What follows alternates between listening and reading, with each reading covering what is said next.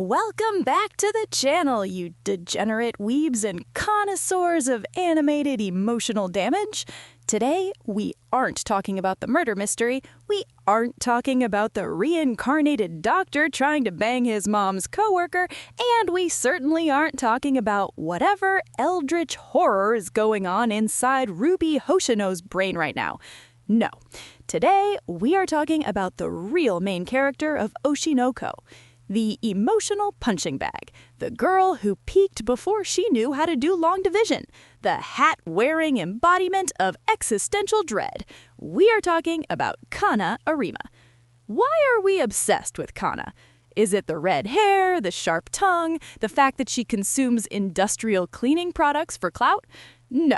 It's because if you scratch the surface of any functioning adult who spent their childhood being told they were special by their parents and teachers, you find Kana Arima curled up in a fetal position, terrified that someone is going to think she's mediocre. Kana is a masterclass in writing a character who is simultaneously deeply annoying and heartbreakingly relatable. She is the patron saint of former gifted child syndrome. She suffers from crippling validation anxiety. She is a psychological car crash happening in slow motion, all set to catchy J-pop. And today, we are going to dissect that crash, pull out the little broken pieces of her ego, examine them with cold, clinical, sarcastic detachment, and then shove them back in and see if she still works. Buckle up, buttercups, it's gonna get uncomfortable.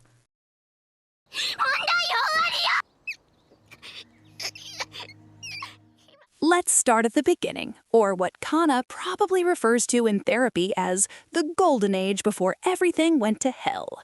We meet Kana as a literal toddler who has already mastered the art of emotionally manipulating adults for profit. She is the genius child actor who can cry on command in 10 seconds flat. Think about that skill for a moment. It's not acting, it's a parlor trick. It's a conditioned response. But for little Kana, this trick was her entire identity. It's the first brick in the wall of her massive, towering psychological complex. In psychology, we often talk about extrinsic motivation. This is when you do something not because you enjoy it, but to earn a reward or avoid punishment. Kana didn't love acting. She loved the applause. She loved that for 10 seconds, she was the most important person in the room. Her entire sense of self-worth was outsourced to the audience before she could even read the script. And the industry ate it up. They took this small child, pumped her full of praise for a very specific, very shallow skill, and created a monster. A tiny, beret-wearing monster with an inflated ego and zero actual social skills. She was insufferable. You remember her meeting with baby Aqua and Ruby? She walked in there like she owned the place, ready to steamroll these amateurs with her superior tear ducts. And then disaster struck. She met a literal reincarnated adult trapped in a baby's body who was functionally clinically depressed. Aqua didn't act, he literally spoke like a normal adult would, which, surprisingly, looked much more terrifying than her. This moment is crucial. This is the moment Kana Arima broke, for the first time in her life. The applause went to someone else. In cognitive psychology, this shattered her self-schema, which is basically the mental framework holding together all the ideas you have about yourself. Kana's schema was, I am the best child actor and everyone loves me. Aqua took a sledgehammer to that schema. Suddenly, she wasn't the genius. She was just a loud kid in a funny hat. And the terrifying thing about being a child prodigy is that the child part has an expiration date. If your entire value is based on being precocious, what happens when you just become regular? You get gifted kid burnout. You spent your entire childhood sprinting a marathon, and by the time you hit puberty, your emotional knees have buckled. Kana spent her entire childhood terrified that she had already used up her lifetime allotment of shine. She went from being the center of the universe to a washed-up has-been before she was old enough to drive, haunted by a creepy blue-eyed baby who stole her thunder. That's a villain origin story if I ever heard one. But instead of becoming a super villain, Kana just became incredibly insecure and started eating baking soda.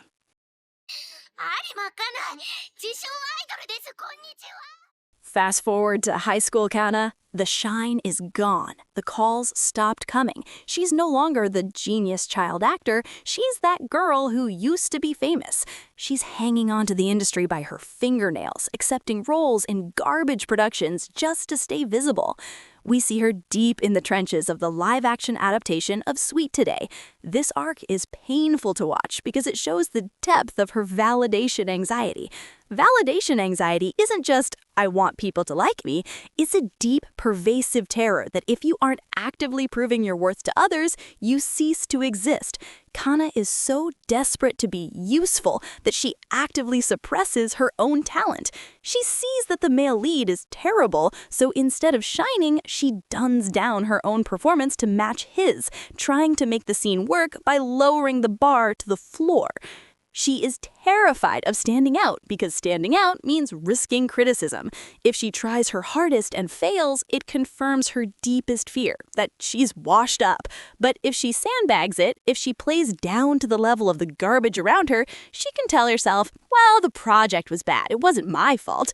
It's a defense mechanism. She has developed profound learned helplessness in regards to her own career. After years of being told she's no longer it, she's accepted the narrative. She believes that no matter what she does, she can't recapture that initial glory. She's trapped in a cycle of mediocrity because she's too afraid to try and be great again. And then Aqua re-enters her life, the architect of her original trauma, now looking like a K-pop idol in a blazer. And oh god, it gets worse. Kana's relationship with Aqua is a psychological minefield. She is desperately attracted to the one person who proved she wasn't special. It's textbook anxious, preoccupied attachment style. She craves his intimacy and approval above all else, but she's simultaneously terrified he'll reject her, so she pushes him away with sarcasm and tsundere antics before he gets the chance. She doesn't just want Aqua to like her, she wants Aqua to validate her existence as an artist. When he maneuvers her into joining Strawberry Productions, she resists. Not because she doesn't want to do it, but because she's terrified of failing in front of him. She would rather rot in obscurity than have Aqua see her try and not be the absolute best. She demands he take responsibility for her career, shifting the burden of her potential failure onto him. If I suck, it's your fault for scouting me. It's cowardly, it's manipulative, and it is very human. これで下手っていうの、自分に厳しすぎない？ So Aqua, being the manipulative sociopath we all know and love, manages to drag Kana into his new idol group, B-Komachi. And here we reach the peak of Kana's neuroses, the battle for the center position. In theory, Kana should want to be the center. It's the spotlight, it's the applause she craves, it's the validation injection straight into her veins. But she violently rejects it. Why? Because being the center means you have no place to hide. When Kana looks at Ruby, she sees everything she used to be, but better. Ruby has that natural, untraumatized, slightly unhinged charisma that draws people in. Ruby doesn't need 10 seconds to cry. Ruby just exists and people cheer. This triggers immense social comparison in Kana. She constantly evaluates her own worth by comparing herself to those around her. And in her mind, she always comes up short against the natural radiance of a Hoshino. Kana's refusal to be center is her saying, I cannot handle the weight of your expectations. If she's on the side, she can be a supporting player. If the group fails, it's the center's fault. If she's the center and the audience doesn't love them, it confirms that the genius child actor is truly dead. It is a paralyzing fear of confirming her own obsolescence. And let's talk about her rivalry with Akane Kurakawa.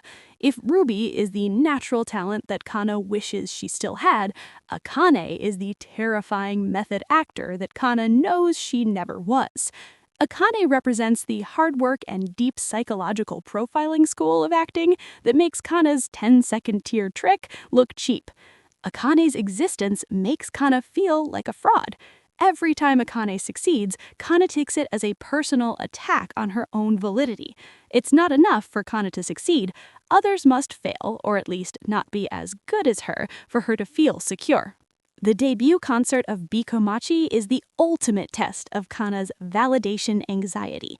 She's on stage, terrified. She's convinced no one is there for her. She's looking at the sea of lights, seeing Ruby's red colors, seeing Memcho's yellow colors, and assuming the darkness is for her. She's projecting her own self-loathing onto the audience. This is the spotlight effect turned upside down. She doesn't think everyone is looking at her mistakes. She thinks nobody is looking at her at all, which is infinitely worse for a narcissist in recovery.